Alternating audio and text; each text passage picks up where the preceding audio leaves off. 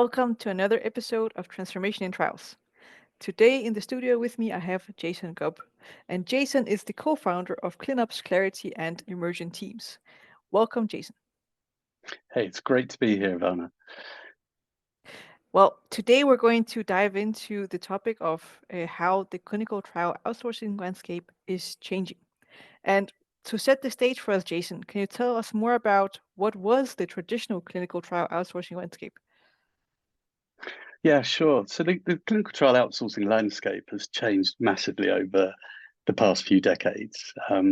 Back in the 80s, pharmaceutical companies tended to do most of their work, in-house.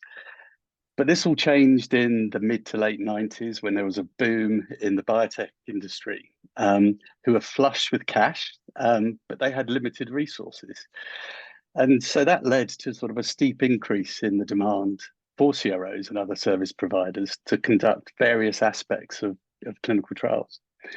And so the growth in the outsourcing market allowed for sponsors to access some of the specialized expertise and resource and to scale output without necessarily having to build all that capability in-house, which is obviously appealing. And about at that same sort of time, some of the bigger pharma started to outsource some of the non-core or time-consuming activities that they would supplement their internal resources via FSPs or functional service providers relationships. In areas like data management, entry, central labs, cardiac monitoring, spirometry, etc. So around the turn of the century, as CROs and the service providers grew, and their global reach was broad, and so were their services.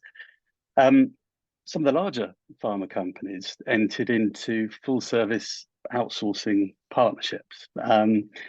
And the attraction was that a single provider could deliver a whole study or program or even a portfolio. And I remember actually my first FSO study was for SmithKline Beecham back in 2000 for a large post-marketing commitment study. But I guess that does age me somewhat. That's a great overview, the way that you just kind of took us through the evolution of it. Maybe a curiosity from my standpoint, because we're in the situation where a lot of the cash that was so freely available for the biotechs is drying up. Yeah. Are we also seeing that this alters the vendor landscape? I think, yeah, absolutely. Biotech are under a lot of pressure, and their cash is not necessarily so readily available. But you have to remember that biotechs by nature are small infrastructures.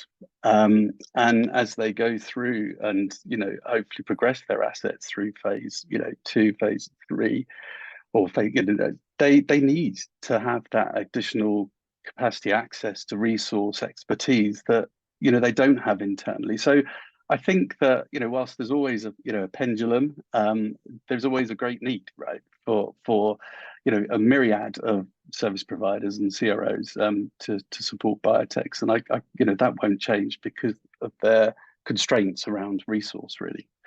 Mm. I like how you separate the difference between having cash readily available and having sufficient resources, because those are two Mm, different aspects and probably two different reasons to use vendors for both a biotech and a pharmaceutical company. yeah, absolutely. Uh, I would be curious to learn from a large pharmaceutical company perspective. Mm, Uh, what are some of the reasons for outsourcing or partnering up, as you were saying? yeah, I mean, I think for me, you know, R&D spending pressure Mm. is just increasing. Yeah, the budget available to actually deliver a portfolio is becoming more and more constrained. And so any company really needs to have a strategic outsourcing model that balances both internal project expenditure or your fixed costs with external project expenditure or flexible cost. And so there's always this balance because no company can ever resource themselves to do everything, right? Mm. And I think, my experience is it's somewhere usually around the range of a 60-40 sort of split, right? But so, there has to, drug development is risky, right? There's inherent risks, and the number of molecules and potential treatments to actually get to the market is very few. And so you need to be able to pivot along the way and ensure that you are investing your resources in the best fashion. And that requires really looking at what are the capabilities and expertise you have internally, and how can you best utilize that to add incremental value. And then have a real understanding about what are your capability gaps, right? What are the areas that you've not strategically invested in that you need to partner with others? So I think the pressures on, R&D budgets and spending is always necessitates this need for this sort of flexible resourcing model. Mm. That makes sense. I would also be curious, what kind of vendors are we talking about? Because for a clinical trial, there are, of course, the actual outsourcing of the trial, but I know that there's also a whole landscape of adjacent services that you can purchase. Yeah. I mean, there's the explosion. There's been an explosion in vendors, their offerings, and these continually change, right, as technology advances occur and needs emerge as you go down. So I try to think of it as like you've got the big CROs, the big players that can pretty much provide support, across the whole study. And then you've got your technical providers that are giving you either cutting edge, solutions to problems throughout the whole trial development and delivery piece. And then you've got also some niche CROs and providers that can offer sort of deep expertise in specific areas. Yeah. So there's a real blend of different providers that are out there, all jostling for bits of the market. And so it is quite, overwhelming at times, really, when you look at the landscape to understand, who is actually going to be the right fit for you and for your study. And how would you determine who is the right fit for you and your study? Yeah, no, it's always a fascinating, question. And there's various ways you can look at it. Some companies might have a preferred relationship, a preferred supplier list, and then there'll be a push to actually try and utilize those suppliers because in some instances that gives you discounts based on the volume of work that you give with them, and if you invest in a particular relationship, then each other's ways of working and how you're going to operate together and integrate together. But then there are others that will and especially, for example, the small biotech, or in companies where they're entering a new therapy area where actually they need to go out and look and find different partners who perhaps may be able to give them that edge based on the services that they need.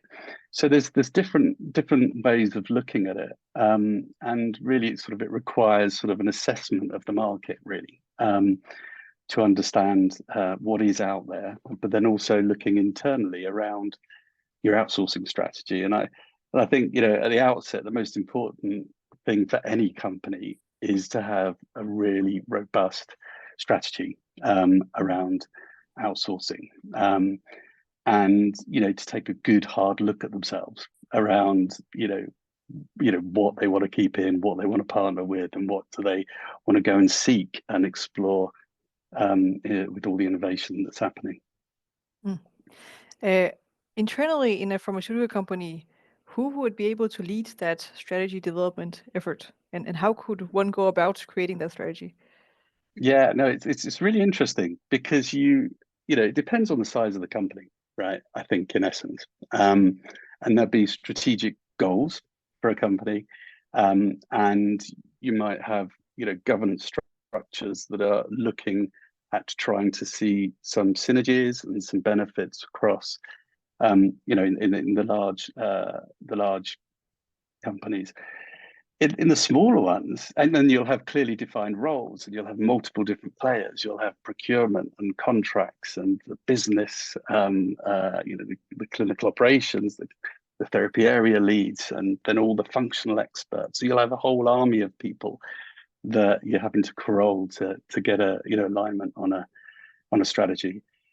It's very different for the biotechs because they may have a person wearing multiple hats. Mm, They are developing the protocols. They are actually also the outsourcing person. They are actually responsible for, the procurement and the relationship building and everything. And so it's fascinating when I sort of observe different companies, and you can actually see a lot more innovation in some of the smaller companies because they've got a real and clear need to have people help them in that journey. So and decisions can be made faster.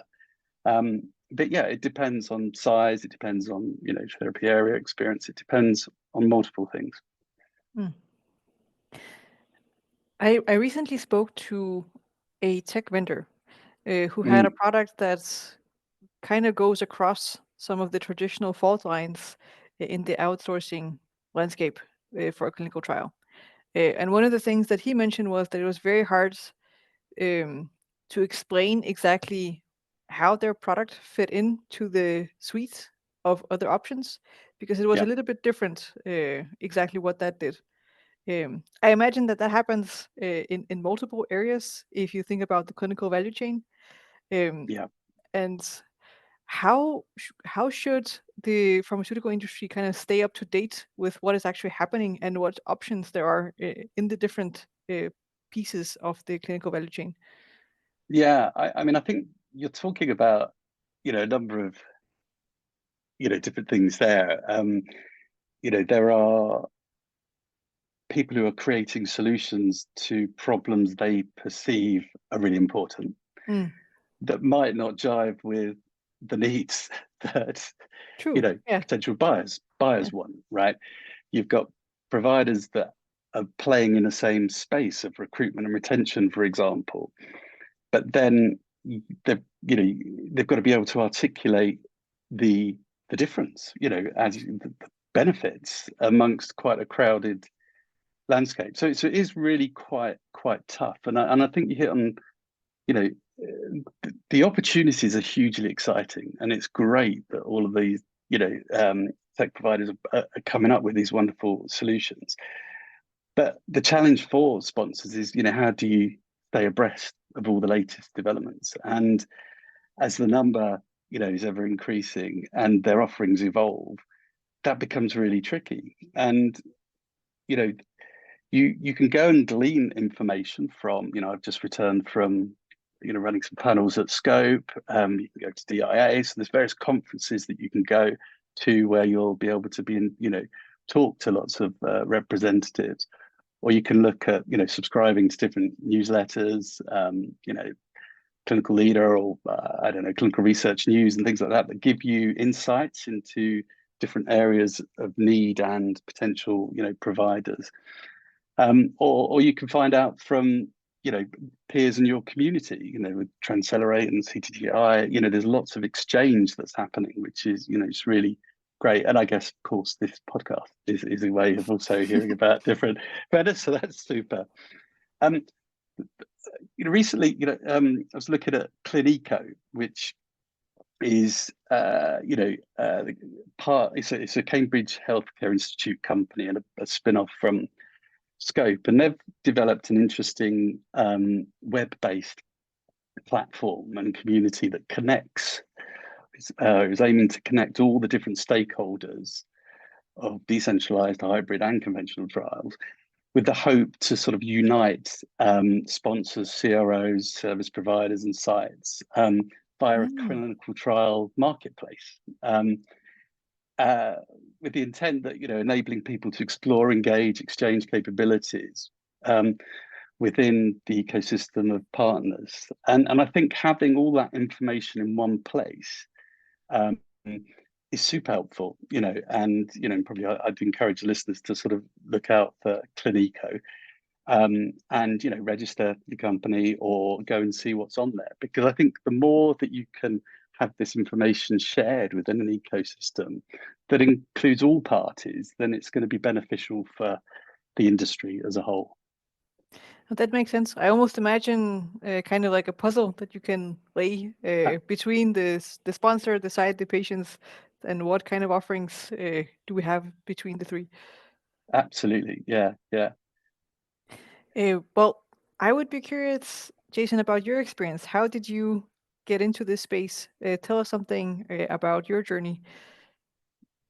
Yeah. So I've spent 27 years in the pharmaceutical uh, industry in global clinical operations, strategy, and leadership. And all within GSK, or well, actually within SmithKline Beecham, and then as it all, evolved and developed. And the organizations that I've sort of led and had the privilege to lead have relied heavily on partnering with CROs and solution providers across multiple therapeutic areas and all, ranges or phases of development. So I've sort of worked with all the big CROs. I've sat on a number of strategic steering committees and, been part of transformational, outsourcing projects. And in fact, actually, recently I looked at the total amount of spend that throughout my career that my teams and I, have been accountable for in terms of external project spend, and it was almost $1 billion. And so, that is an illustration of just how much, how important having a really vibrant and reliable sort of outsourcing community and partners is, because it's trusting so much, that whole ecosystem to, deliver, potentially life changing, treatments for patients. So it's a huge area and an important area. Yeah. So you asking? Sorry, I digress. I got off No there. worries. Yeah, no, no, yeah, no. So in the latter part of my time, at GSK, I had the chance to work to head up a small group looking at delivery optimization and informatics, and that's where I had the chance to start really working with some of the newer companies that are emerging and really develop out. We worked on a protocol design lab, partnering with multiple different vendors, which got adopted and rolled out across R&D. And then I was accountable for developing the DCT strategy, again, looking at all of the different vendors out there. And actually that led me after that, out of the excitement, to change career. And so now, I provide consulting services to biotechs, farmers, and vendors, and trying to help them make smart rather than safe decisions to help deliver their trials and their portfolios. And I hope that through having experienced both great successes and also significant challenges in collaborative partnerships, it enables me to help sort of clients be more efficient in what is a really complex and evolving environment. So that is sort of my experience. So what's happening now? Well, I have got two offerings set up. One was a co-founded company called ClinOps Clarity, which is really apt for this conversation Mm. today, because it uses a sort of a question-based framework to support sponsors in the scoping, the selection, and onboarding of outsourcing partners. And it's through like 6 steps that we use where we go into really deep questions, and get really clarity at the outset about, is your trial setting you up for success? Is it really patient focused? What is your appetite for risk, for a patchwork of vendors? I think you described it as, Mm. or do you want just one vendor? What have been your previous experiences? What are the things that, keep you awake at night? And really get into that scoping, phase. And then we move into, on the later steps, of going into supporting the evaluation of the marketplace using Clinico and other mechanisms to try and match the right providers to the specific trial that they've got, and navigate the RFI and RFP process. But again, trying to not get seduced by marketing fluff and Mm. promises, but really to use powerful questions to cut through to the things that really matter. And then the last stage is to really focus in on laying the foundations for a successful partnership, because we can talk about the number of vendors, we can talk about all the different expertise, but unless you lay the right foundations for a successful relationship that really embraces challenge, that really actually encourages folk to speak up, to be honest, to be proactive, and to collectively own the outcome. If you don't focus on how you're going to operate and focus all on the what you're going to do, then I don't think you get the best outcome.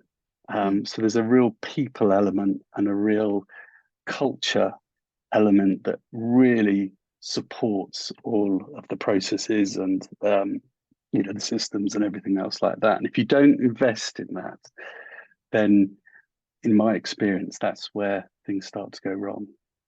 And we'll dive into that in just a minute. But first, I do want to ask, what is a smart choice versus a safe choice? And how would you know the difference? Yeah, I mean, for me, it's about challenging the status quo, Mm. right? We see it all the time. People will do cookie cutter protocol, templates. They will look at, well, this is who I used before, I'm going to use them again, right? They will say, oh, I'm just going to have one point of contact. That's what I want. But not understanding that actually, even within a big CRO, they're subcontracting to multiple other partners. You're just Exactly. seeing Yeah. one Yeah. person. Yeah. And so I think sometimes what people perceive as a safe option, actually, when you tease it out, it's not. Mm. And so the smart decisions for me are ones where you actually have your real specific need and you're looking across the whole market to see who is best to provide it. And I don't think people should be scared of having a patchwork or a Mm. jigsaw, I think you used was the word, as long as you put in the appropriate governance structures and oversight.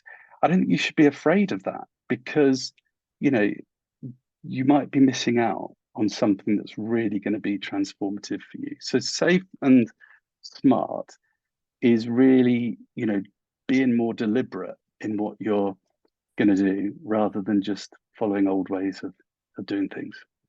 I think that's a really great distinction. And I also like that you point out that, yes, you can find one partner that can deliver everything, but often that will mean that you actually take on the risk of that partner being able to manage their sub-partners. And that is, or at least in my experience, where most likely you will fail, is in the management of those Yeah, relationships. yeah, yeah. Uh, and I think that you are the right person to ask, how do you set up a collaboration like that for success?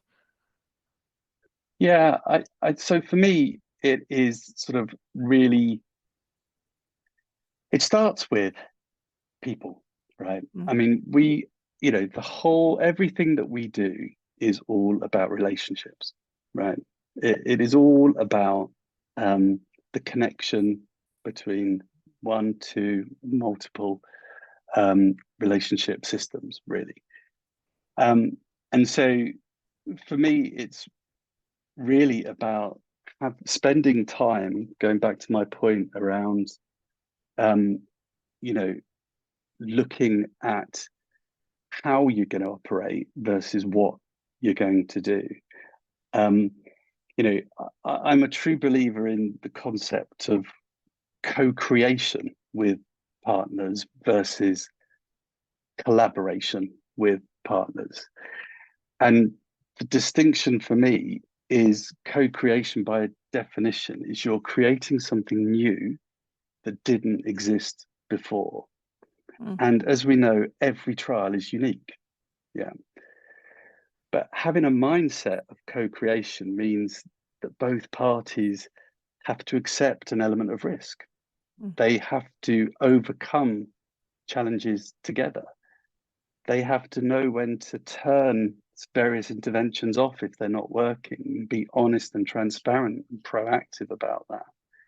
They need to weather storms, but have each other's backs when they're going through it. And I have observed so much wasted time in micromanagement, in issue discussion and resolution, in arguing about changes in scopes for contracts and lengthy discussions, which distract you from actually what needs to be done. But the causes of that are because you haven't invested in the relationship and the partnership and how you're going to work together.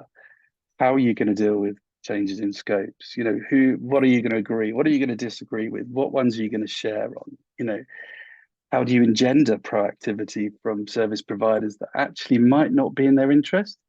You know, if they're getting money for doing the same thing that actually isn't giving you the value you want, you know, then what's the incentive? But if you actually nurture that relationship and make sure that where money is allocated, it's going to be used to the best outcome for the study, and that it can be switched to somewhere else if it's not working, then it's those sort of things that are hugely, hugely important. And then I think there's oversight and governance, which is obviously getting so much more attention, and rightfully so.